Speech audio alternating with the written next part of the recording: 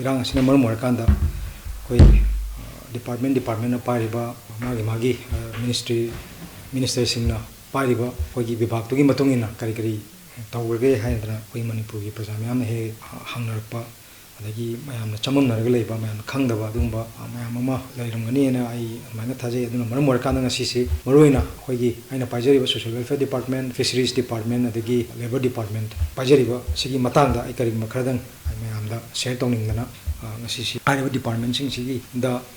henna focus tawning base social welfare department mayam henna thodo henona henna kano tawba maru oiba haitare adi social welfare department se hek praja mayam gi hek hobadagina hek pokpadagina horakanda hek miyobigi punsi sina loibawda changda yadraba dugumba scheme mayam ama tawda yadraba thodang mayam ama adi social praja mayam ginamta yafanaba leiba dugumba department ma oibnina yamna maru oiba role ama orakpasina maram orakanda asi bawgi manungda adi hoigi kanodagi hoigi November kanogi May gi date 3 dagi horakanda ngasi bawda hoigi social welfare department na pakhalakpa dugumba kano mayam thabak thoram mayam ama prajada kitang ai highlight tawjiningba haitare aduna maram oraga ngasi hoi special measure taken up by social welfare department for relief and rehabilitations of victims ki sigi makhada hoi maruina ko social welfare department na hoi camp nodal officers hoi masing 400 haidi social welfare department na hoi nodal camp officers samri khangala kanda hoi laiba relief camp ta ri awana taraba jaga singchre da hoi monitor tor kanda hoi social welfare na pakhaliba scheme ri social welfare gi manung de laiba tabuk thorum adi hanadagi tawlakpa aduguma tabuk thorum mayamdu irang chen maru markanda madu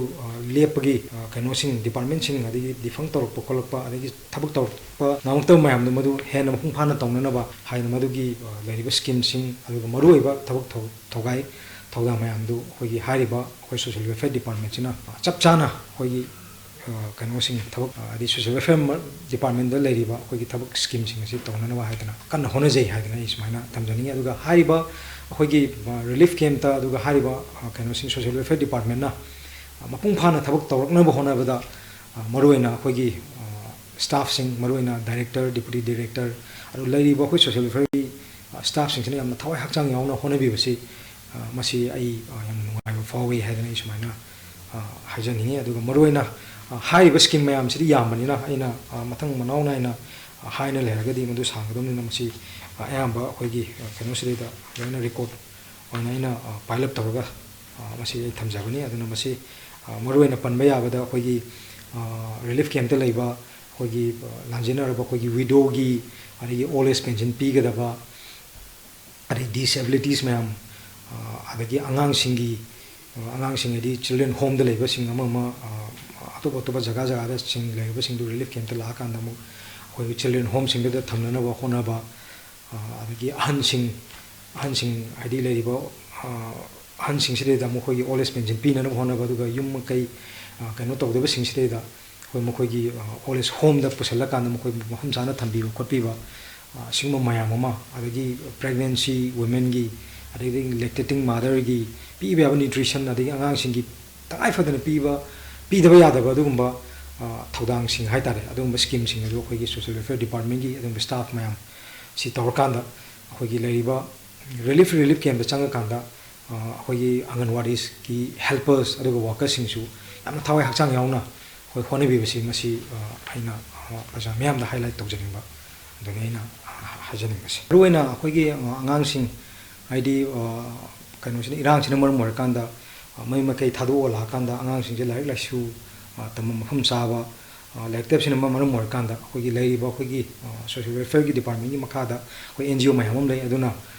NGO sing duna angang sing asi hoigi fajana mohoigi mama mapa sing jiga unara kanda hoi wari sar kanda mapanda laik laksu tamnana bagi khudong chaba hoi department gi site gi piri aduna maruina hoigi hariba khudong chaba si hoi DC ga adagi leiba hoigi child protection committee yana hoigi kanoma lei aduga tanara kanda hoi maruina mapanda thana basu hoi department site gi hoi kanna hoigi director level da hoi kanna honaba lei haidana yadmaina tamjani maruina hoigi hanurba singi adi hoigi old age pension ji hoi maruina hoi screening committee ma torkanda relief camp ta leiba han sing si hoina kano torkanda hoigi screening committee sina hoi tang 3 aduga tang 8 aduga 10th October gi 2023 gi sida koi application ama koi thajabne aduga hairiba koi Manipur leiba relief camp sida gi khoina phangba koi gi kano si koi oles ki masingji 1207 number si phangi phangba si mokoi da khoina koi gi oles pension scheme MOAP haidna koi gi state ki sida gi khoina piri si koi gi tha khudingi koi 200 and maina koi pi aduga koi gi hairiba senior citizen si koi gi state cabinet approve torkanda 18 October approve torkanda koi rule namagi makhada koi gi kano tawbani koi gi pi bani haitare aduna pension card have been regenerated and given to 145 beneficiaries ta koi pi ba hore aduga maruina koi gi kano singsi hansing haitare hansing aduga leiriba angangsing aina khwai panjaning basi irang sina mar kanda mentally kanu ore pa haitare adi stress ler pa depression ler pa ama yawi masi maruina relief camp ta leiba singsi adi yum kai thado ga lakpa adi imung manung kaina bagi adi lefam sabum nungai ta bagi adi masagi madu ma trauma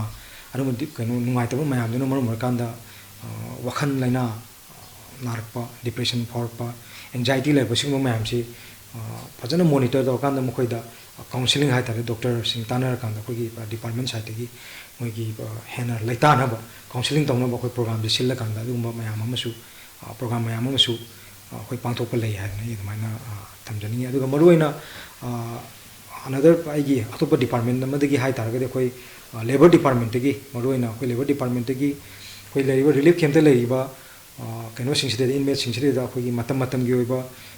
training program hadi masagi skill development ki adagi atopa atopa masaga chana jaba skill mayam ama training pira kanda hena masagi senthok lambi leina na ba haidana maina su honai aduga adugi matakta koi labor card ki makhada adi labor card paiba sing labor card holder sing sina kano sing sideda makoi gi beneficiary sing kui dana ngarang nahan da koi honorable chief minister ka tawkanda koi beneficiary 1000 muk koi pi hi maduda koi education benefit oina adi card holder sing do adu 5000 mane pi hi mamang da su adu khata natana mamang da su madu mayam ma adi labor department gi pi lei ha ne maina thamjage aduga maruina hojiki koi fishery gi se fishery gi nga gi mela gi se masi yamna kano to mo adi opinion se different opinion leba haitare masi kana gumana di nga gi mela to bisingon chakobu mari leina na tohning bisu yawi adagi tohning da bisu yawi adagi yamna hadi awana ta giba adagi misi mina yarok pasina marum mar kanda awaba mayam ma adi lebak sigi da awaba mayam ma sau yawi bisina marum mar kanda le horiba praja mayam da su nungai taba adagi nungnang ba adagi wakhanda yamna kai laita da ma phawsi akhoi chapchana feel tawi adumakpu maruina sidi aino hoji hajab different opinion leibani na ai ga wakhanga ai amagi wakhanga manadabni na ai oiba ai sagi wakhanda haiba taragadi hoi ningon chakobosi pangtopasi yamna adi akhoi gi lebak sigi amata ngai ningon singi kano oiragasu kumai oiragasu handaki irang sina mar kanda akhoi na masi lepasi ai motusu ai adum masi lepasi kasu kaide na khalle adumaku akhoi leiriba relief camp te leiriba inmate singsi moibu puning thogot poina kana khara nadi relief camp da akhoi chakobogi natragana mokoi da chak chara ma akhoi khudol tamakanda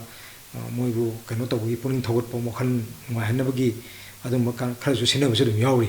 ana madum potu leibanina akhoi maruina akhoi gi fishery department ki